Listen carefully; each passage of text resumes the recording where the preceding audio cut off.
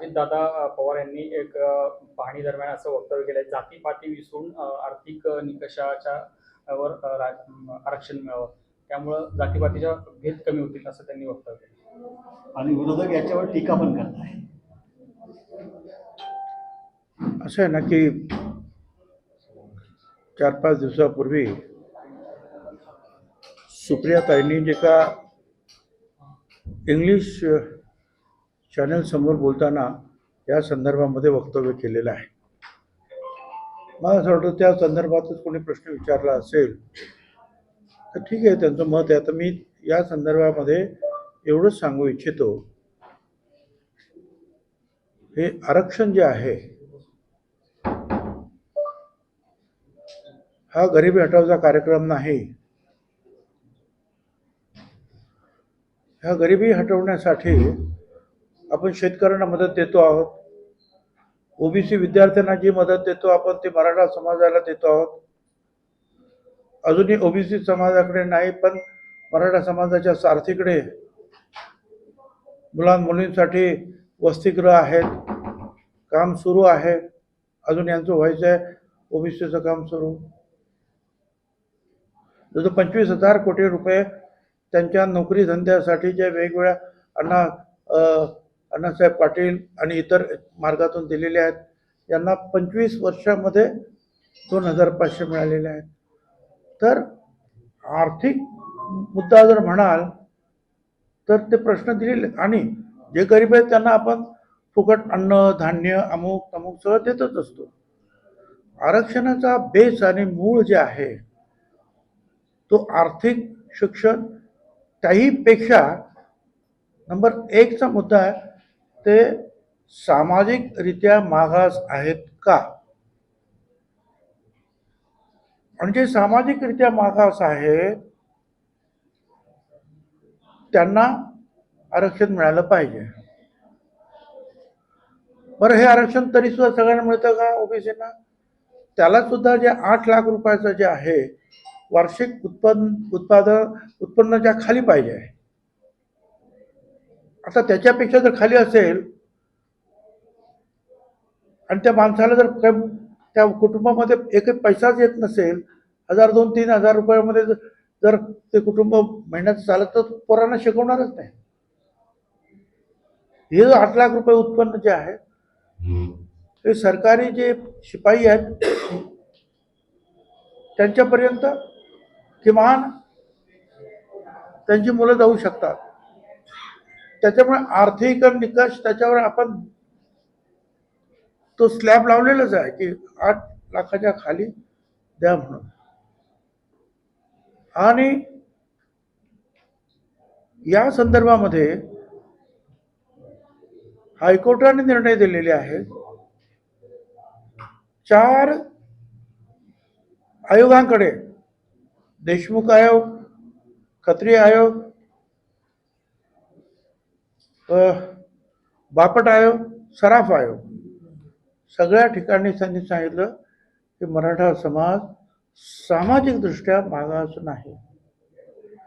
Supreme कोर्टाने सुद्धा तेच सांगितलं की मराठा समाज सामाजिक दृष्ट्या मागास नाही. मग त्यांनी त्याच्यामध्ये उदाहरणं दिलेली आहेत, जी उदाहरणं ह्या गायकवाड कमिशनच्या मार्फत तिकडे गेली होती की एवढे मुख्यमंत्री झाले, एवढे मंत्री झाले, एवढे दूध साखर कारखाने, बँका यांच्या आहेत, बाकीच्यांचं काय आहे ह्याचा सगळा डाटा मांडण्यात आला तिथे. त्याच्यानंतर त्यांनी सांगितलं की बरोबर सामाजिकदृष्ट्या मागास नाही, आणि आरक्षण हे सामाजिकदृष्ट्या मागास असलेल्यांनाच दिलं पाहिजे. आणि पुढे आणखी सांगतो की मराठा समाजाचे असे मोर्चे 2019 पूर्वी काही निघाले, बरेच निघाले, चांगले निघाले. पाटीदार पटेलांचे गुजरातमध्ये, गुजर समाजाचे राजस्थानमध्ये, हरियाणामध्ये जाट समाजाचे. आता त्यांना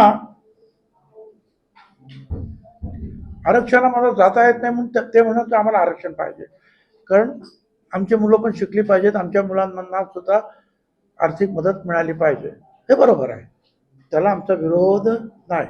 आणि म्हणून मोदी साहेबांनी EWS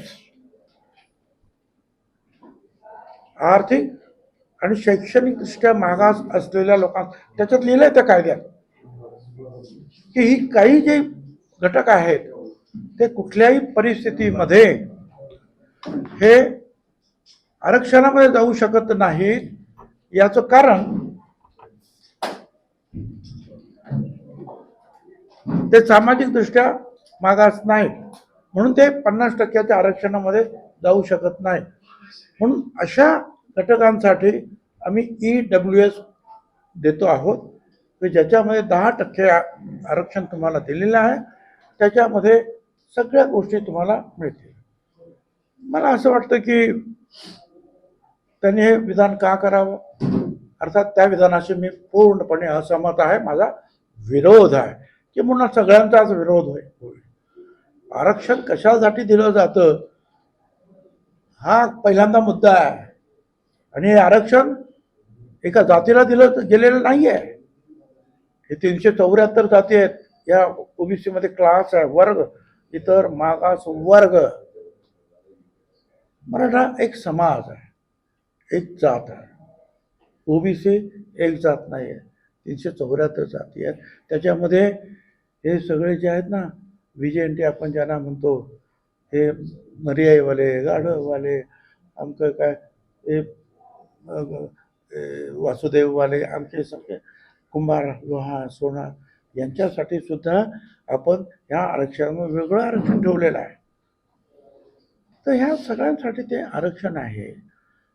आणि एकदा सामाजिकदृष्ट्या ही सगळी मंडळी वरती आली,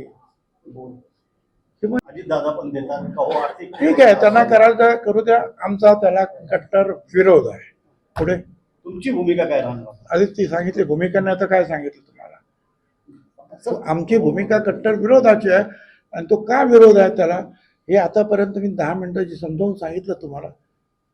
ते पहा, की सामाजिकदृष्ट्या मागास असलेल्यांनाच हे आरक्षण आहे. सर सर सर आता ओला दुष्काळ सारखी परिस्थिती राज्यात निर्माण झालेली, शेतकऱ्यांमध्ये प्रचंड विरोध आहे. याच्यासाठी तर नाही, ते आता काय, ते का कसे बोलले त्यांना विचारा, त्यांचे प्रश्न त्यांना विचारा, माझा प्रश्न मला विचारा. आणि आम्ही पूर्ण ताकदीनं हा ओबीसीचं आरक्षण सांभाळण्यासाठी लढणार आहोत. सर